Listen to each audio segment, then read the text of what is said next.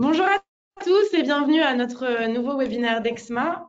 Aujourd'hui, on va s'intéresser au secteur immobilier et ça ne vous surprendra pas, on va toujours parler d'efficacité énergétique, mais aussi de réduction de l'empreinte carbone et comment avoir un parc immobilier beaucoup plus durable.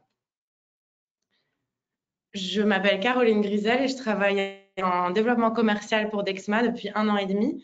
Boris, est-ce que tu peux te présenter brièvement? Merci Caro. Je m'appelle Boris Juguin et je suis responsable compte pour la France et le Benelux chez Dexma. Alors aujourd'hui, on va essayer de vous présenter les défis de l'immobilier en matière d'efficacité énergétique et de gestion des émissions. Pourquoi? Parce qu'il y a toujours un contexte géopolitique derrière des politiques énergétiques. On verra également où commencer pour un propriétaire de parc immobilier pour optimiser sa consommation. On verra un peu comment votre plateforme peut vous aider à comprendre et optimiser votre consommation énergétique. On verra également comment la technologie telle que l'intelligence artificielle et le big data peuvent vous aider à passer à l'action et à vraiment optimiser votre efficacité énergétique. Et ensuite, on verra un petit peu un module sur l'amélioration vraiment de la performance énergétique et les actions clés à mettre en place. N'hésitez pas aussi à poser des questions. Il y a un chat dans le webinaire et on se fera un plaisir d'y répondre à la fin de cette présentation. Super.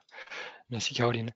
Alors, donc pour ceux qui ne connaissent pas Dexma, Dexma est une entreprise de logiciels avec pour mission d'aider les personnes et les organisations à faire face au changement climatique et à optimiser votre utilisation de l'énergie. Euh, Comme on dit, on croit à l'avenir digital et l'énergie et on construit un bâtiment à la fois. Aujourd'hui, Dexma, on est une scale-up qui fait partie d'un groupe qui s'appelle Spacewell. On a beaucoup de partenaires, comme vous pouvez le voir dans le monde, plus de 180. Mais surtout, ce qui va vous intéresser, c'est qu'on a beaucoup de données, plus d'un million, ce qui permet en fait de faire tourner nos modèles d'intelligence artificielle et de big data. Aussi de grands partenaires, comme notamment en France, Engie, Enea, etc. Euh, je vais vous laisser là cette slide qui nous a assez surprise du PDG de BlackRock, qui en fait nous confirme la rentabilité du développement durable dans l'immobilier. Je pense aussi que c'est important de souligner que Merci. le risque climatique est un petit peu un changement de paradigme. C'est plus seulement un risque, c'est aussi une opportunité financière. Donc, pour tous ceux qui doutaient si oui ou non il fallait passer à l'efficacité énergétique, sachez qu'il y a aussi des retours sur investissement selon les défis présentés. D'ailleurs, dans le secteur de l'immobilier, il y a des défis qui sont très clairs et connus de Dexma. C'est un peu en partant d'ailleurs de ces défis qu'on crée nos solutions. Premièrement, bien sûr, comprendre ses consommations énergétiques pour éviter le gaspillage, mais aussi pour réduire ses factures. Avec les prix actuels, on a tous envie d'essayer de réduire nos factures énergétiques. Gagner en valeur et durabilité, c'est important pour vos clients. Ils ont envie de travailler avec des entreprises qui sont durables, mais aussi se conformer à la législation européenne, la législation française, mais aussi toutes les certifications d'ESG qui peuvent exister. Donc, comme je le disais précédemment, il y a un contexte dans tout ça qui est la hausse actuelle des prix de l'énergie. On l'a vu avec une inflation qui frise les 10% en Europe.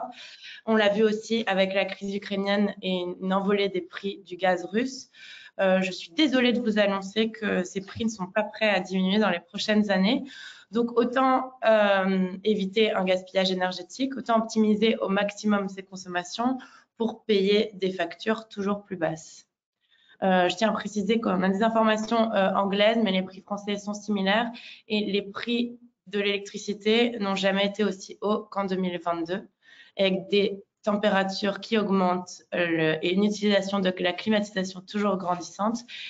C'est vraiment important d'optimiser ses consommations. Merci Caro. Donc dans ce contexte géopolitique, ce qu'on a pu remarquer, c'est qu'aujourd'hui 40% de la consommation d'énergie et 36% d'émissions de CO2 dans l'UE, en fait, ça vient du monde du bâtiment. Et à notre surprise, on pourrait s'attendre que ça vienne de la production, la construction des bâtiments, mais non, 70% aujourd'hui de cette consommation, c'est de l'exploitation des bâtiments, d'où ce webinaire. Et d'après l'étude du World Economic Forum, on a réalisé en fait que 9% d'entreprises interrogées dans cette enquête collectent la donnée et analysent la donnée, qui va être aujourd'hui, enfin, ça va être un des pardon, excusez-moi. un gros point de ce webinaire. Mais tout à Donc, fait. Surtout merci. que tout le Vas-y. monde essaye d'avoir des stratégies qui sont lidées par la donnée. Pourquoi? Parce que pourquoi on dit que c'est le nouvel or? C'est qu'il faut avoir une idée de ce qu'on consomme pour pouvoir l'optimiser. Donc, un accès à la donnée, c'est vraiment le point de départ de toute politique ou de toute mesure d'efficacité énergétique. Alors, chez Dexma, on a une vision de l'intelligence énergétique qui se rapproche d'autres EMS, mais qui se différencie également. Alors, tout d'abord, on a Detect, qui est vraiment une idée d'avoir un audit virtuel pour détecter les opportunités d'économie énergétique. Ensuite, on a Analyze, qui est vraiment le cœur de notre plateforme. Là, c'est pour vérifier en temps réel les données énergétiques, les comparer à un calcul de référencement pour voir si vraiment les mesures mises en place sont efficaces.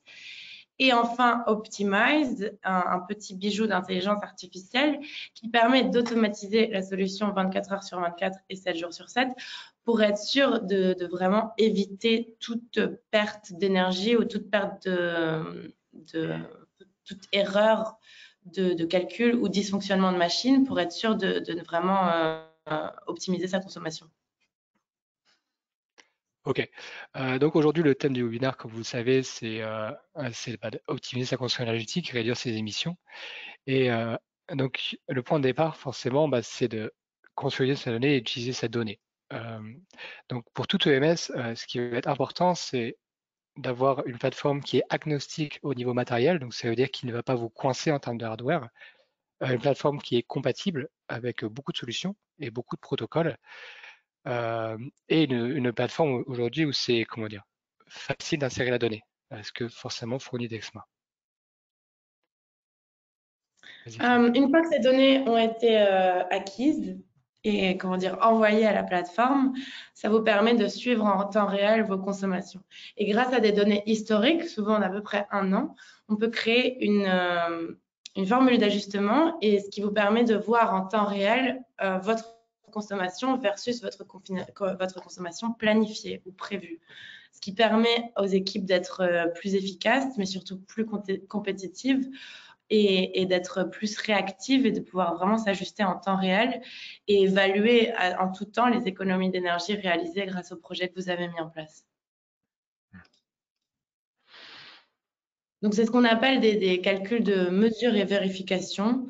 Ça suit un protocole international qui s'appelle le IPMVP. Et le but ultime, en fait, de tous ces projets IPMVP, non seulement c'est de visualiser l'impact des mesures énergétiques, de leur mettre un coût, ou en tout cas un chiffre sur tout ce qui a été économisé, mais également de réduire tout type de risque qu'il peut y avoir dans des contrats CPE. Et par le biais de rapports qui soient hebdomadaires ou mensuels, c'est aussi un moyen de rassurer vos clients, vos employés, vos investisseurs et de montrer que votre politique énergétique est suivie et prise en charge. Donc, grâce à cette visualisation des données et cette compréhension, vous allez pouvoir commencer à faire des investissements pour rendre vos bâtiments plus verts. Et un d'eux, forcément, c'est investir dans les énergies renouvelables. L'intérêt d'une plateforme comme un EMS, en fait, c'est de traquer toute la donnée, de traquer tout ça, votre consommation, ce que vous produisez, ce que vous importez du grid, mais ça va aussi permettre de suivre la performance de vos panneaux solaires, mais surtout de suivre en fait le gain des investissements que vous avez pu faire. Un autre aspect que vous pouvez faire forcément, c'est d'investir dans la mobilité électrique. Aujourd'hui, de plus en plus d'entreprises, ils offrent à leurs employés de passer d'un véhicule thermique à un véhicule électrique.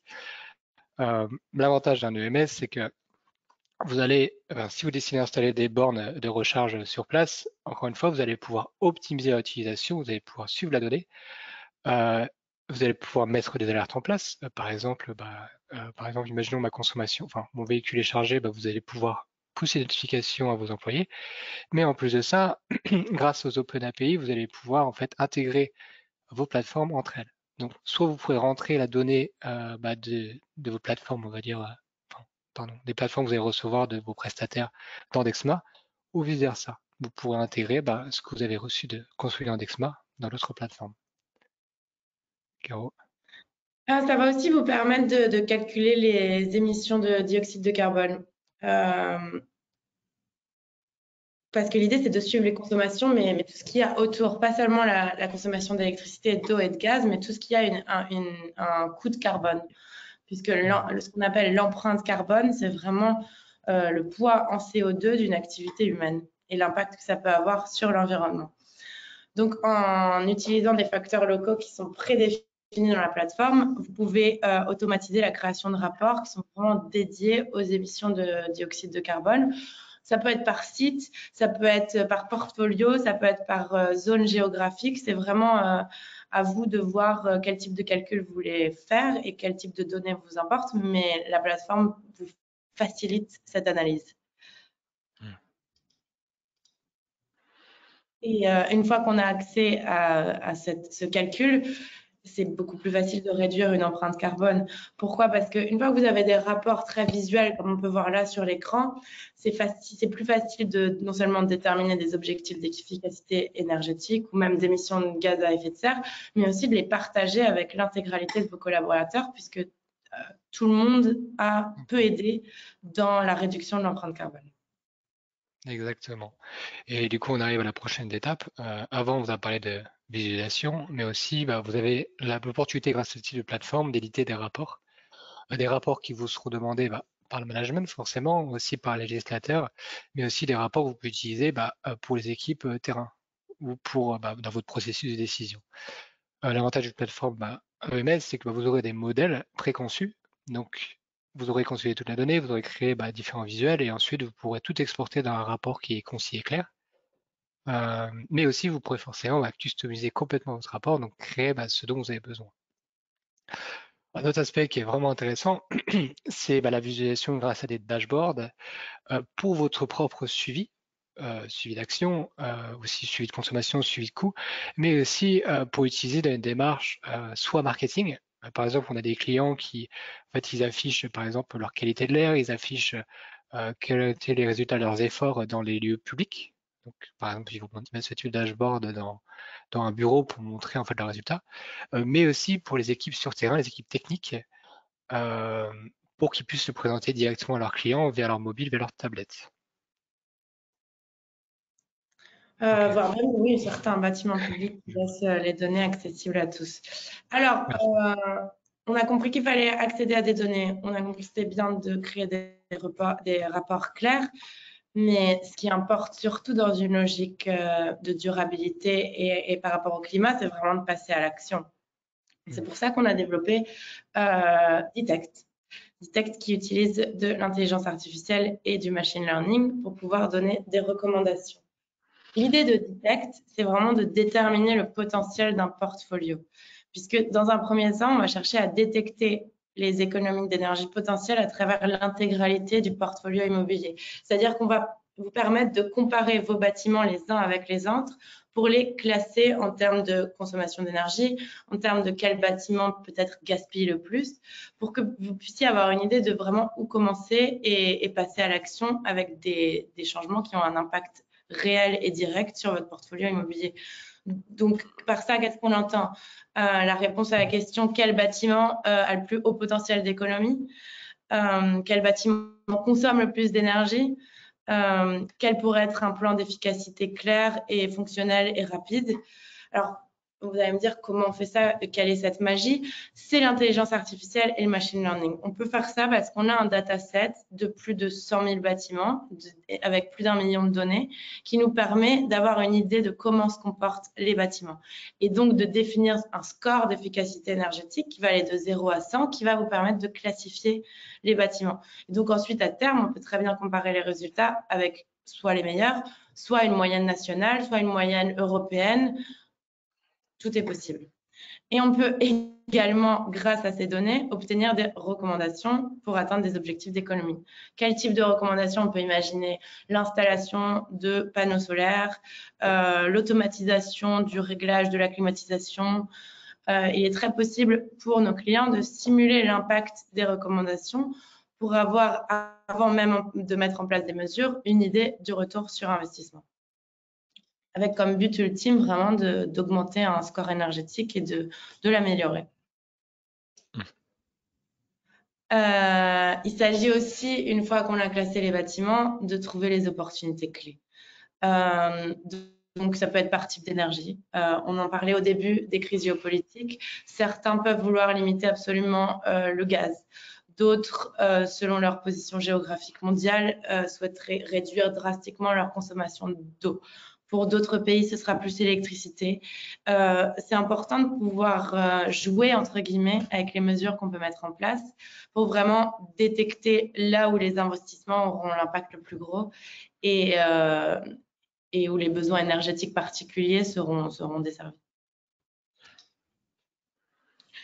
Et enfin, on le disait, personnellement, j'aime beaucoup ce rapport parce que je le trouve très clair. Je trouve que c'est une vision complète d'un portfolio de bâtiments. Pourquoi?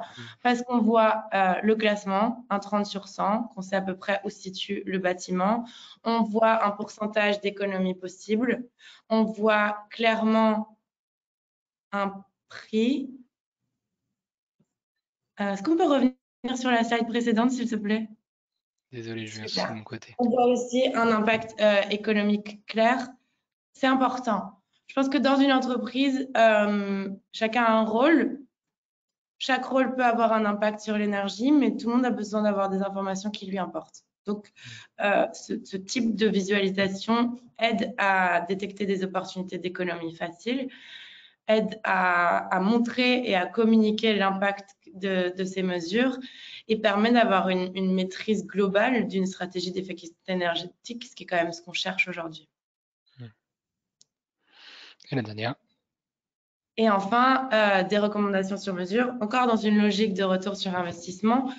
C'est quand même agréable d'avoir une idée de l'impact d'une mesure sur votre CAPEX ou votre OPEX. Stratégiquement, c'est intéressant de déterminer à l'avance des investissements. Merci Caro. Donc Caro, en quelques slides, nous a présenté en fait comment on peut utiliser la donnée pour comparer votre efficacité énergétique avec d'autres bâtiments, que ce soit internes ou externes, et ensuite passer à l'action. Et maintenant, je vais vous présenter en fait comment vous pouvez aussi améliorer votre performance énergétique grâce à l'intelligence artificielle, notamment grâce à un module qu'on a développé qui s'appelle Dexma Optimize, qu'on a développé avec nos partenaires d'entreprises de services énergétiques. Pourquoi? Parce qu'on s'est rendu compte que pour avoir en fait une vision complète, une vision claire, il nous faut beaucoup de données. Mais forcément, un énergéticien a ses propres limites ou un facilitateur a ses propres limites. Et donc, il peut pas analyser plus de 200 données par mois. En général, c'est la moyenne qu'on a trouvée ensemble. Et en fait, Dexma Optimize, que je vais présenter maintenant, va permettre d'automatiser une partie de ces process de l'énergéticien. Donc, avec Dexma et nos partenaires, on a essayé de se concentrer sur la détection d'anomalies, qui est une tâche qui est très chronophage pour les énergéticiens et qui, grâce à l'IA, en fait, va permettre de remonter concrètement qu'est-ce qui a un impact fort sur votre consommation énergétique. Concrètement, qu'est-ce qui vous coûte? Et comme vous savez, en fait, dans un bâtiment, plus il y a d'anomalies, en tant qu'énergéticien ou facility manager, en fait, plus il y a d'opportunités de gains. Concrètement, comment ça marche? C'est l'intelligence artificielle, c'est un modèle qui tourne, donc qui va être basé sur votre historique de consommation. De préférence, pour que ce soit de plus en plus précis, il faudrait 6 mois, 1 an, dans le meilleur des scénarios. Forcément, ça marche à partir de 3 mois, mais on recommande toujours que ce soit 6 mois, 1 an. Et on va se baser aussi sur d'autres données qui sont la météo, parce que forcément, une météo qui diffère va changer votre consommation et ce que vous allez émettre en CO2, mais aussi le calendrier local. Par exemple, une période de vacances, vous aurez moins d'occupation. Et avec aussi d'autres paramètres, par exemple, comme on a vu il y a 2 ans avec le Covid, où on a bien vu que les bâtiments consommaient beaucoup moins parce que forcément, on est tous à la maison. À quoi ça sert, au-delà de faire gagner un temps monstre à l'analyticien ou au facility manager, c'est en fait d'éviter aussi proactivement la surconsommation ou la surémission. Concrètement, comme vous voyez à gauche, en fait, vous pourrez suivre vos courbes à tout moment en temps réel, mais aussi en fait vous aurez un rapport journalier ou hebdomadaire qui va vous dire voilà où il y a eu des bugs, voilà où il y a eu des anomalies, avec leur impact. Concrètement, vous pouvez voir en dessous à droite sur l'aspect sur vos panneaux solaires, vous pouvez voir qu'il y a un écart quand même qui est assez vaste, 1400 kW. Hop, désolé. Pour en fait vous pencher dessus et aller essayer de résoudre ces problèmes ou anticiper pour la prochaine fois. Je pense que Bah, c'est si, déjà je pas pense mal. que c'est un bon moment de wrap-up et de résumer un peu tout ce qu'on a dit. Je me Euh, permets de t'interrompre. Alors, je regarde l'heure, on est à 30 minutes. Donc, je vois qu'il y a quelques questions qui ont été posées. N'hésitez pas à en poser d'autres. Parce que je pense qu'on va dédier au moins une petite minute pour les questions-réponses. Je te Oui, laisse et conclure, surtout, Caroline. même si c'est des problématiques qui sont partagées par tous, n'hésitez pas à nous contacter directement puisque Hmm. les besoins de nos clients sont souvent uniques et c'est pour ça qu'on est là, pour vous conseiller aussi dans votre politique et stratégie d'efficacité énergétique. Hmm. Pour résumer un peu ce webinaire, on a choisi 3 points. Le premier, c'est donner, donner, donner. Il faut de la donnée.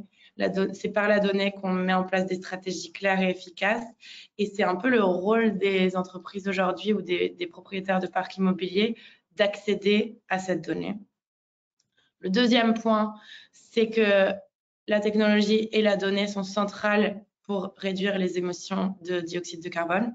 Il y a un lien direct entre analyse de la donnée énergétique, efficacité énergétique et politique durable.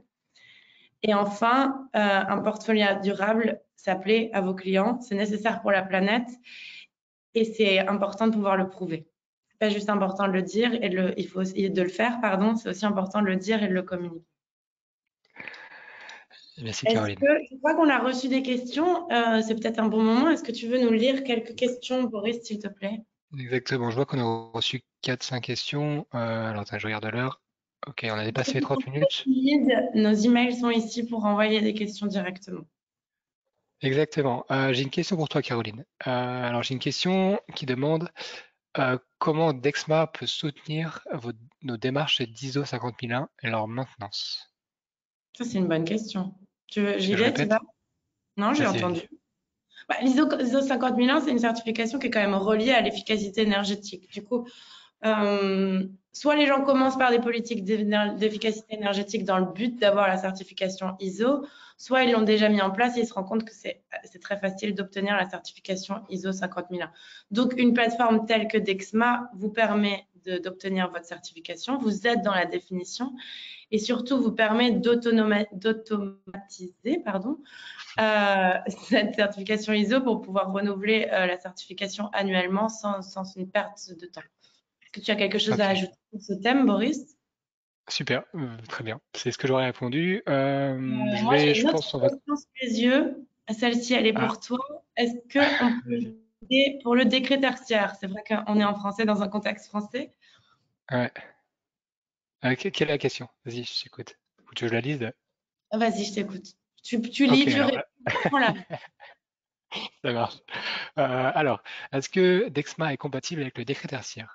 Oui, comme la majorité des OMS, je ne vais pas vous le cacher.